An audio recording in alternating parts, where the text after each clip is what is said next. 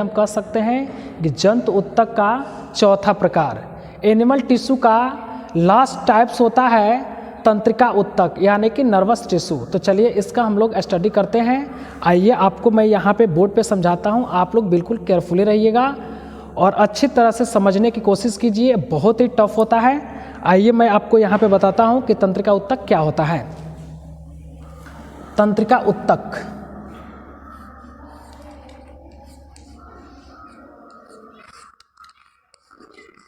तंत्रिका ऊतक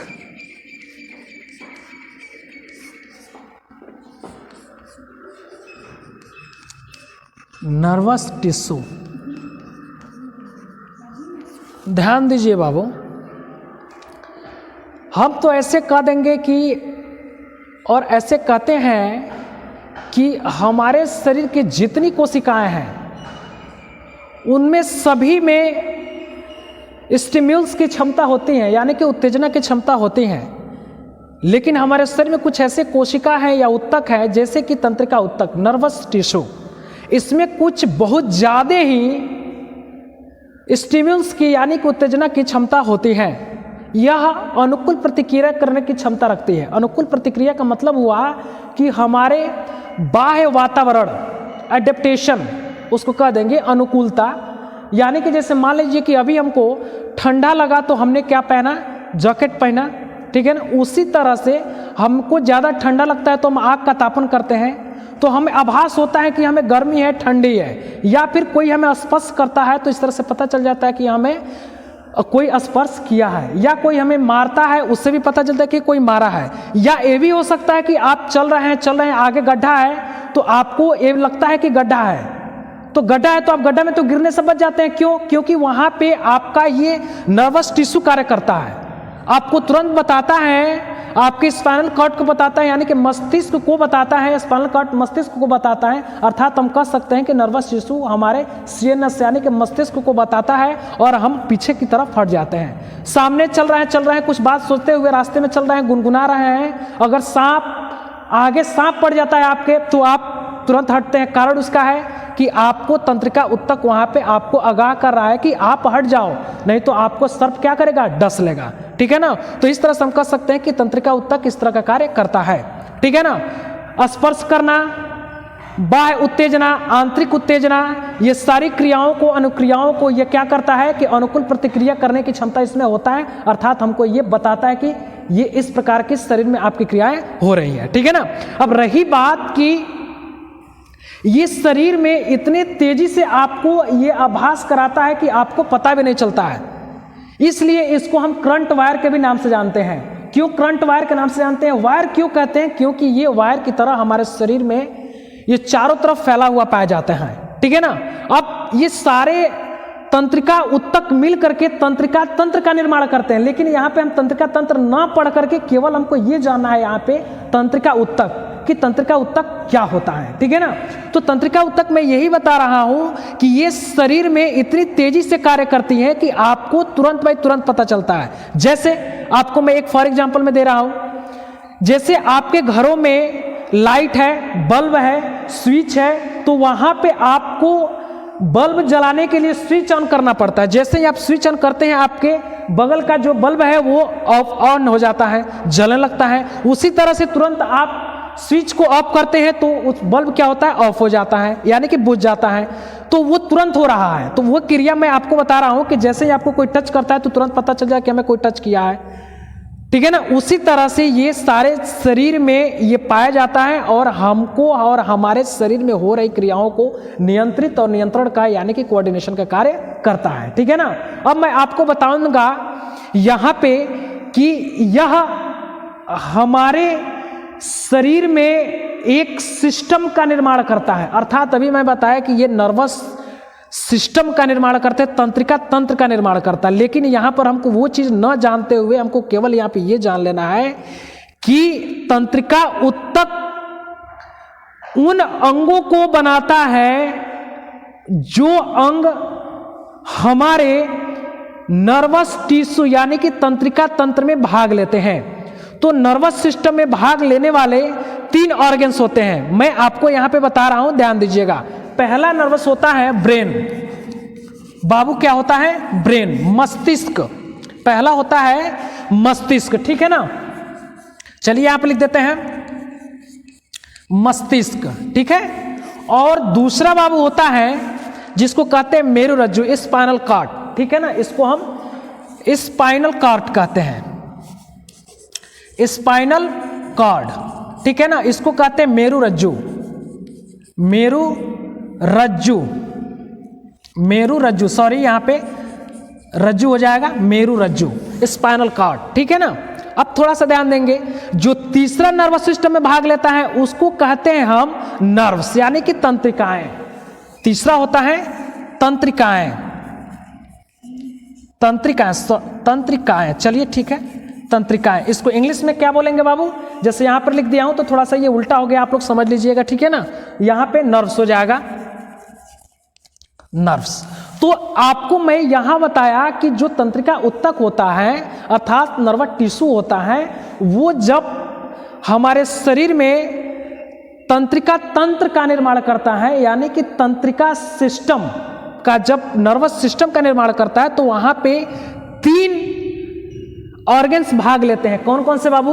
brain, spinal cord और तंत्रिकाएं, यानी कि नर्व्स। ये तीनों भाग लेते हैं और ये तीनों भाग लेकर के और हमारे शरीर में हो रही उत्तेजना और बाह्य कारकों को अनुकूल प्रतिक्रिया कराती हैं, ठीक है ना, ये तीनों।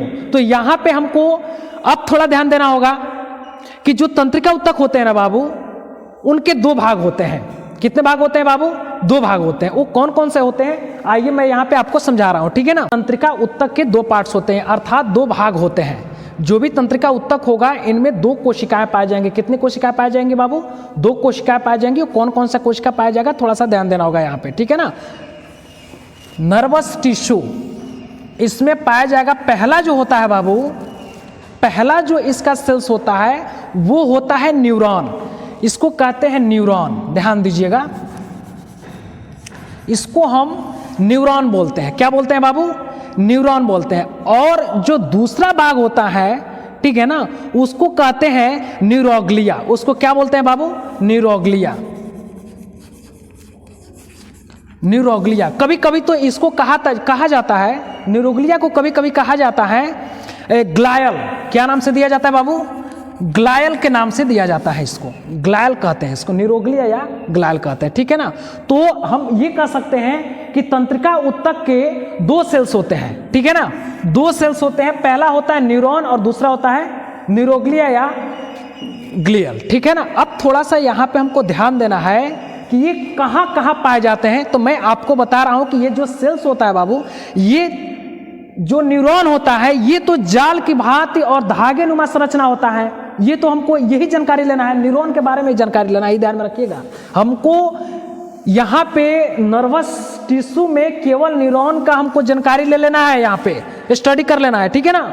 दूसरा जो न्यूरोग्लिया है, ये तो इसको इस तरह से कह सकते हैं कि न्यूरॉन का सपोर्टिंग सेल, इसको सपोर्टिंग सेल भी कहते हैं बाबू, ये ध्यान में रखिएगा।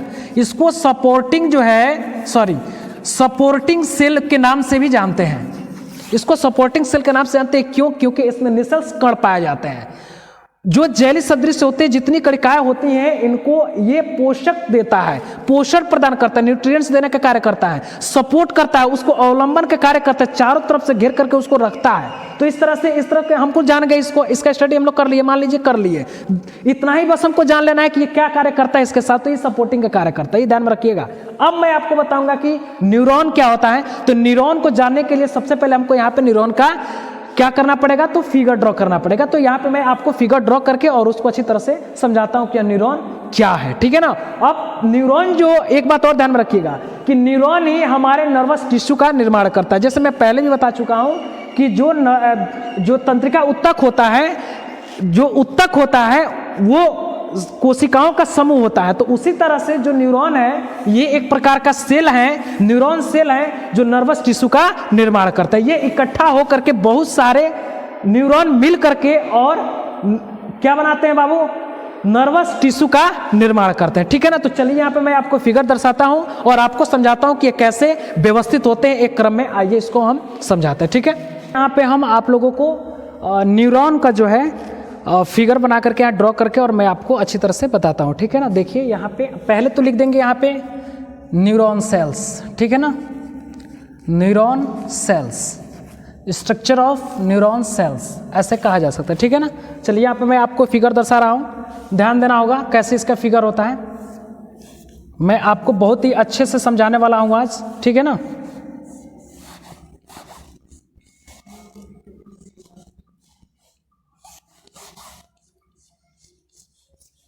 कुछ इस तरह से होगा ये।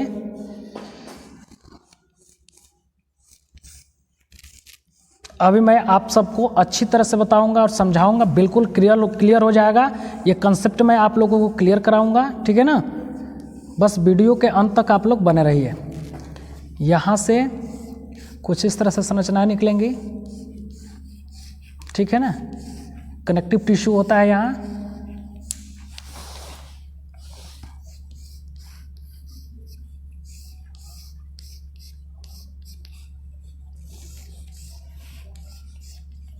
ठीक है।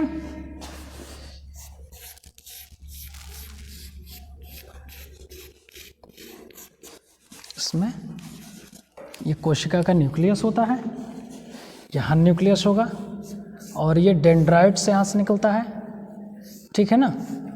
यहाँ से डेंड्राइट्स निकल आते हैं, पतली पतली, है ना। बस आपको केयरफुली देखना होगा बाबू, देखते जाइए। मैं फिगर यहाँ पे ड्रॉ कर देता हूँ, मैं आप लोगों को अच्छी तरह से बता देता हूँ।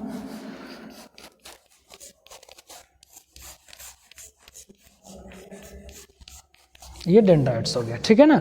अब हमको यहाँ पे ये जानना है कि इस फिगर का नाम कैसे लिखेंगे। तो नाम, पहला नाम आता है बाबू, इसमें ध्यान दीजिएगा। न्यूरॉन के सबसे पहले 3 पार्ट्स आते हैं। कितने भाग होते हैं बाबू? मुख्य रूप से इसके 3 भाग होते हैं। वो कौन कौन सा होता है, थोड़ा ध्यान दीजिएगा। ये इसका सेल्स है, क्या बाबू? सेल्स है, ठीक है ना। तो सेल्स में 3 भाग आते हैं। अब कौन कौन से भाग आते हैं यहाँ पर देखेंगे। पहला भाग आता है, इसको हम कहते हैं, इस भाग को हम बोलेंगे, जो ब्रांच लाइक स्ट्रक्चर आपको दिखाई दे रहा है, ठीक है ना, इसको हम बोलते हैं डेंड्राइट्स। क्या बोलते हैं बाबू? डेंड्राइट्स। ये डेंड्राइट्स होता है, ठीक है ना, या डेंड्रान इसको कहते हैं। चलिए ठीक है। अब जो बीच वाला जो भाग होता है बाबू, ये वाला जो भाग, बीच वाला भाग दिखाई दे रहा है, ये होता है बॉडी, ठीक है ना। इसको कहते हैं हम बॉडी, यानी कि काय। हम कह सकते हैं कि न्यूरॉन का ये बॉडी है, ठीक है ना। अब बीच में जो होता है बाबू, वो होता है न्यूक्लियस। क्या होता है? न्यूक्लियस, केंद्रक, ठीक है ना। तो आप जानते हैं कि बेसिकली आप जानते हैं कि केंद्रक कोशिकाओं में उपस्थित होता है, ठीक है ना, जो नए कोशिकाओं का निर्माण कराता है। लेकिन यहाँ पे हमको यहाँ पे जान लेना है कि जो न्यूरॉन होते हैं, इसके जो सेल्स होते हैं बाबू, वो डिवीजन नहीं करते हैं, ठीक है ना। वो डिवीजन नहीं करते हैं, वो भ्रूणीय अवस्था में मेसोडर्म से बना होता है। भ्रूणीय अवस्था में मेसोडर्म से बना होता है। उसकी उत्पत्ति भ्रूणीय जर्मिनल लेयर के भ्रूणीय स्तर से होता है। जर्मिनल लेयर से उसको मेसोडर्म कहते हैं, मेसोडर्म से होता है, इतना जान लेना है। लेकिन इसके सेल्स में डिवीजन नहीं होता है, ठीक है ना। बस इस चीज को जान लेना है हमको। अब यहाँ पे मैं आपको बता रहा हूँ, ये जो भाग होता है बाबू, ये एक्सॉन कहते हैं इसको। इस भाग को हम क्या बोलते हैं? एक्सॉन बोलते हैं। तो यहां पर हम लिख देते हैं एक्सॉन, ठीक है ना। ये एक्सॉन होता है। एक बात और ध्यान में रखेंगे, एक्सॉन ये रिसीव करता है हमारे उत्तेजना को एक्सॉन रिसीव करता है, और रिसीव करके और हमको स्पाइनल कॉर्ड को दे देता है, ठीक है ना। स्पाइनल कॉर्ड को यहाँ पे दे देता है, यानी कि अगले वाले कोशिका में भेज देता है, अगले सेल्स, न्यूरॉन के अगले सेल्स में भेज देता है, और अगला सेल्स सीधे कहाँ पहुंचाता है इसको? स्पाइनल कॉर्ड में पहुंचाता है। स्पाइनल कॉर्ड हमारे मस्तिष्क को भेज देता है। तो यहाँ पर आपको दिखाई दिया कि इस भाग को हम एक्सॉन बोलते हैं। ये लंबी लंबी छड़ाकार जो संरचनाएं दिखाई दे रही है, ये एक्सॉन भाग होता है, ठीक है ना। अब मैं आपको बताता हूँ कि इसको स्थित कौन करता है, चारों तरफ से इसको घेरे रखने का कार्य कौन करता है, ठीक है ना। या इस संरचना को हम क्या कह सकते हैं? इस संरचना को, जो आपको ये संरचनाएं दिखाई दे रही हैं, ठीक है ना, छोटे छोटे जो भाग दिखाई दे रहे हैं, इसको हम कहते हैं माइलिन शीथ। इसको बोलते हैं माइलिन शीथ। तो यहां पर मैं आपको लिख देता हूं माइलिन शीथ, ठीक है ना। इसको बोलते हैं माइलिन शीथ बोलते हैं, ठीक है ना, माइलिन शीथ। चलिए ठीक है, शीथ हो गया, माइलिन शीथ। अब थोड़ा सा यहां पर ध्यान देना होगा हमको कि लास्ट वाला जो भाग होता है ना बाबू, यहां पे न्यूरॉन का दूसरा सेल्स जुड़ता है। अब लास्ट वाले भाग को हम क्या कहते हैं? तो इस भाग को हम कहते हैं एक्सॉन टर्मिनल। इसको कहते हैं हम एक्सॉन टर्मिनल,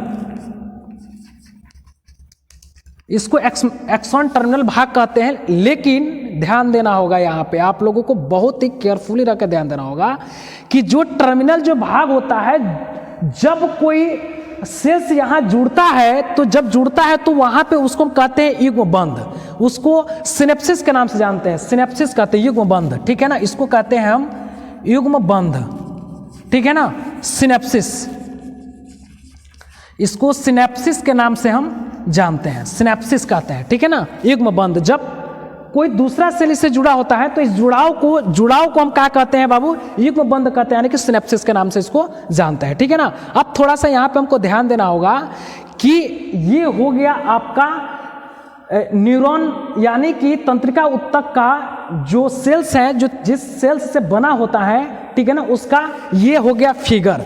अब मैं आपको बताता हूं कि ये जब माइक्रोस्कोप से देखेंगे तो इसकी संरचना कुछ धागेनुमा संरचना दिखाई देगी, ठीक है ना, और एक जुड़ा हुआ पाया जाएगा, पता नहीं चलेगा कि जुड़ा हुआ, ये ब्रांचेड होता है, ठीक है ना। अब यहाँ पे जो डेंड्राइट्स होते हैं बाबू, इस डेंड्राइट्स का कार्य क्या होता है कि ये हमारे स्पर्ध को, यानी कि उत्तेजन जो होता है हमारे शरीर में या शरीर के बाहर, जैसे ही शरीर पे त्वचा पे टकराता है, ये तुरंत उस उत्तेजना को ग्रहण करता है और सेल्स को दे देता है।